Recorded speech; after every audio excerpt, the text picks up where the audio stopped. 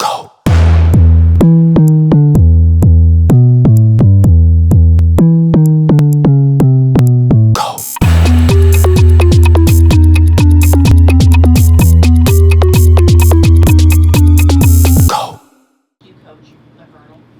No, I can't jump. So I actually do not coach the hurdle. I think it's.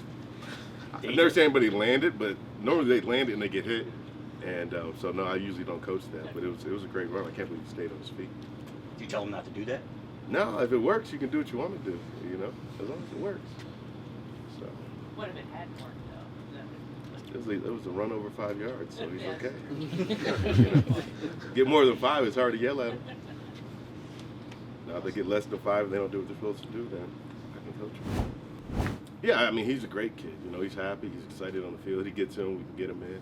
But he's, like I told you guys last time, I don't know if I told you guys, but he's just a positive kid. And, he knows, you know, he knows his chance is coming. And he prepares every day. He's ready. He gets all the reps in practice. So I have 100% confidence in Donovan Edwards to put him in the game whenever we need to put him in the game. And obviously, I just find spots to put him in the game. You know, but Blake and Hassan are playing really well right now, and he understands that. We talk about all that stuff. So I think as long as you're upfront and honest with young men, that they get it. You know, they watch the same film we watch. Now, if Donovan wasn't playing and those guys were rushing for 10 yards a game, then he'd have a reason to be really mad. You know, but they're having successful seasons both. How are his hands? It seems like. Oh, he has great hands. Yeah. He definitely has great hands. He can play receiver if he wants to. Donovan's a talented kid. I mean, I think it's just easy. I mean, if you don't win this one, next one doesn't matter, right? And the next game is always the most important game. So you talk about it. You're working on them all week. You do everything. It's not like we're, doing game plan for Michigan State right now. You know, so all they see is Northwestern. That's all we talk about is Northwestern, and I think they know it's one game at a time. And when you look ahead, that's when you get in trouble. So I think we have a group of guys that know what they have to do and know what they want to do, and next week we'll get here when it gets here. But like I said, if we don't win this weekend, next weekend doesn't matter. That stands out for He doesn't eat junk food or stuff. I don't know. It's just healthy stuff. I don't know why he does it. But no, honestly, he's a kid that he knows what he's eating every day. You know, he knows how to hydrate every day. He's on top of his body. For 19-year-old, 20-year-old kid, it's pretty impressive. He knows what before games, hydrating, during the week, his pregame routine, how he gets rolled out, how he stretches. He knows when one of his calf might be tight and he gets extra work on his calf. He's just really in tune to his body and what he needs to be ready to go. What, were you on the Cheeto diet when you were in school? Cheetos, Wendy's, I mean, whatever was in the union. Is that real? I probably ate Wendy's every day. Salad? No salad. Chicken sandwich, cheese and mayonnaise only. I don't eat Wendy's anymore. I can't. Metabolism caught up with me. I mean, I think it's crazy. No, it's so impressive. Like I just think about when I was 18, when I got home at 1, 2 a.m.